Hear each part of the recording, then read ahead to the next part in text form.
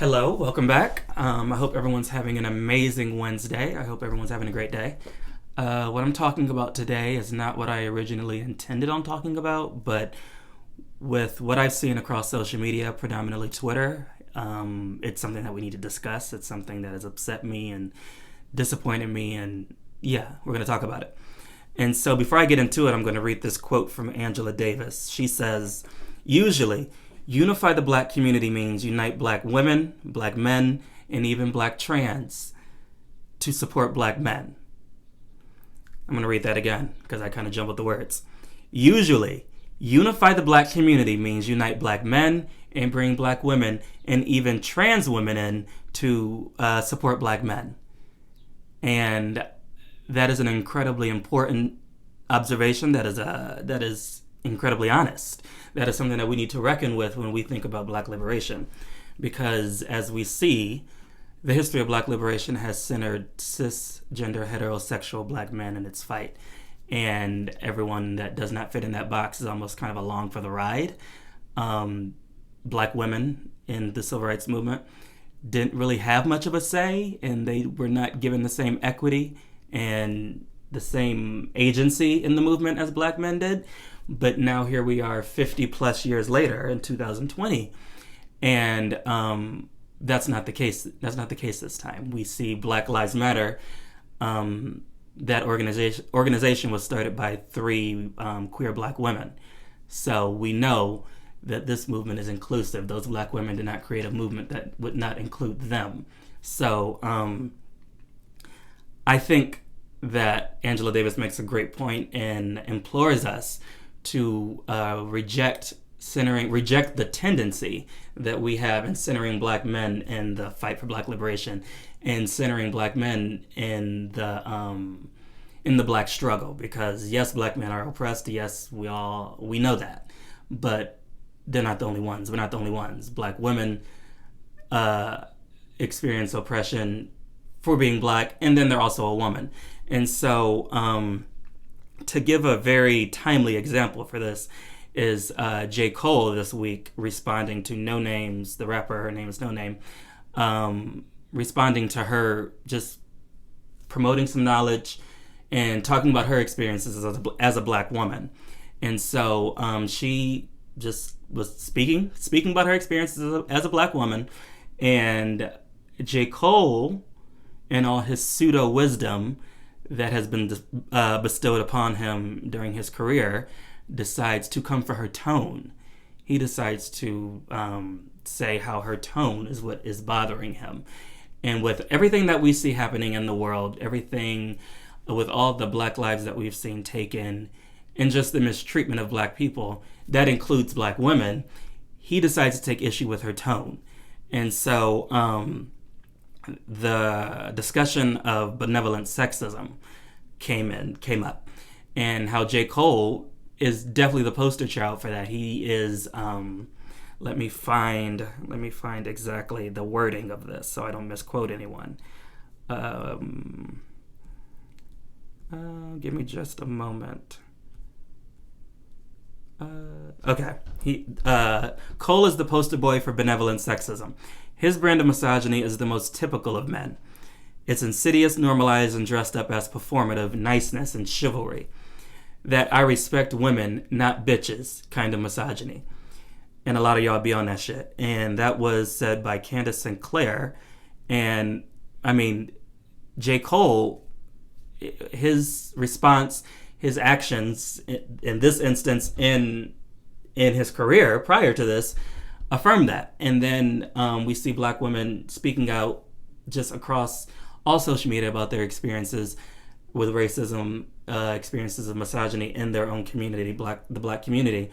And black men taking offense, black men trying to guilt them into being divisive or trying to make them apologize for speaking out.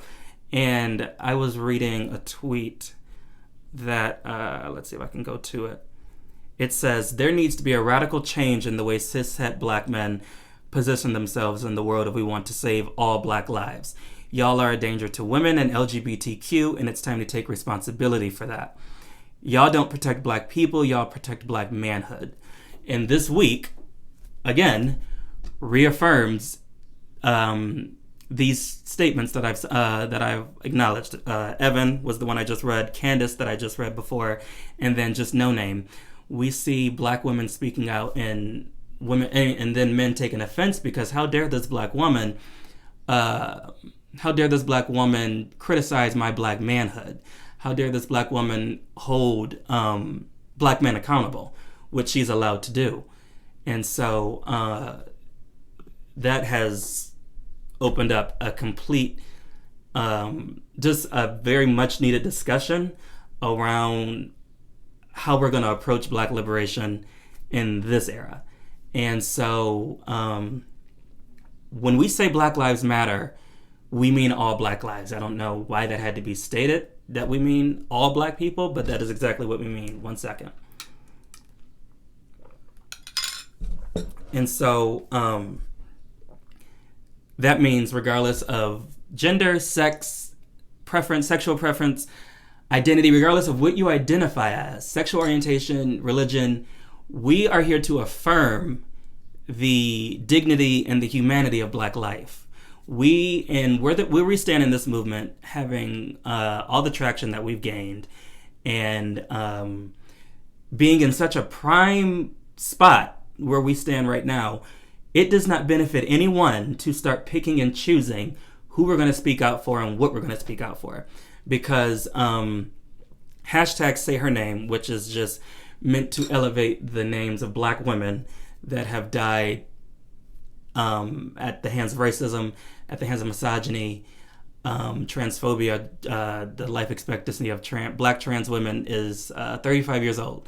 So when we say Her Name, and we say Breonna Taylor, and we say Rekia Boyd, and Dominique Fells, and Mariah, and I'm missing someone, Sandra Bland, and just all the black women that we don't see elevated at the rate of their male counterparts. We just want to emphasize and urge everyone to make sure we're not erasing black women. Make sure we are not creating like a hierarchy or a sort of placement system, or where we're like, this life matters more than other, because we are united. We are a united front saying Black Lives Matter, and that is an unconditional statement. When we say Black Lives Matter, that is across the board. So the hashtag Say Her Name, as some people have tried to take offense to, and almost using the exact same language that that is used to dismiss Black Lives Matter, almost using the same language that All Lives Matter people use and Blue Lives Matter people use, when black women just want to speak up and be heard and have their say and agency in this movement that they do a lot of the heavy lifting around. And as we've seen in the history of black liberation, black women have fought tooth and nail for the dignity and the humanity of black men. But then when that energy is time to be reciprocated, it's crickets, or it's y'all want something to be mad about, or it's trying to guilt someone into trying to gaslight them into thinking that what they're saying is wrong, that they shouldn't speak out about their experiences. And so we need to, as a community, just disavow that patriarchy that always kind of creeps up every time we get in, every time we're fighting, every time we are in the another push for black liberation. The patriarchy that inevitably starts to take place in the movement. And so as I said before, I praise this wave of black liberation for not steeping itself in Christianity, because as I said, of course, I'm God-fearing, but I'm not here to evangelize. Everyone has a different relationship with faith, and that's okay. That's their business. We're here to talk about black life, and we're here to affirm the sanctity and the dignity of black life and black people. Let's stay on task with that. And so, what I've seen, as I was saying, J. Cole chose this moment in time as if there is a right moment. But when we see just the mistreatment and the disregard for black life, and yesterday, was it yesterday? It might have been Monday, but I saw a video of a woman being hit in the face with a skateboard, while a group of men stood around and laughed because she rejected their friend. And so he lifted up his skateboard and knocked her off her feet. And then I saw a video of a group of men throwing a black woman in a dumpster while they laughed. And so black women are just holding black men accountable and urging us to be mindful of our treatment of black women. And just saying, educate your friends. Educating your circle goes a long way. Calling your friends out. I cannot believe what I witnessed, a woman being hit in the face with a skateboard and one being thrown into a dumpster and laughter erupting out of the video. And so when black women call that out, they're the ones that are vilified. They're the ones that are angry or they're wrong for their anger, as several men, J. Cole just being a famous one, has tried to make them feel like. And so I don't want to go too far on this. I just wanted to get on and speak my piece on it because it's important. And I know Black Lives Matter. I know the movement itself is inclusive, and I want us to just be mindful of how we're treating those that are marginalized within the black community. Just protecting the most vulnerable of our community, and not trying to almost dismiss them. That's the perfect word for what I've been seeing, is the dismissal and the just shrugging and like, oh well, and like, but, and like saying but to when black women say, I experienced this, and this, and then but. There is no but. She's giving you her experiences and just telling her story. And so, and like I said, with the Say Her Name hashtag, why does that have to be a but? But say his name and say blah, blah, blah. And like, yes, we're fighting for all black life. But as I said, we don't want black women to be erased, because I know for a fact that we're not going to allow black men to be erased. I know that we are going to march and we are going to scream and we're going to just go all out for black men. And I want us to keep the same energy when it comes to black women, regardless of their identity, regardless of what they believe in, and regardless of what they do. I want us to keep the same energy, because when I say Black Lives Matter, I mean every single black life, regardless of anything. Black lives matter. Black lives matter. I say that and I mean it across the board. I don't say but when someone says, when someone's speaking up about their issues. I want to know more about it. I want to hear what these black women have to say, because they come to the table with a completely different face or experience of the oppression they've experienced. They come to the table with a different, with a different aspect. And they've seen a completely different side and a completely different face of racism than black men have seen, or a different side of oppression that black men have seen, because they are receiving it twofold. They're receiving it because they're black and they're a woman. And so I understand black women being upset about the lack of solidarity with them when it comes to black men. I understand that. It's very well founded.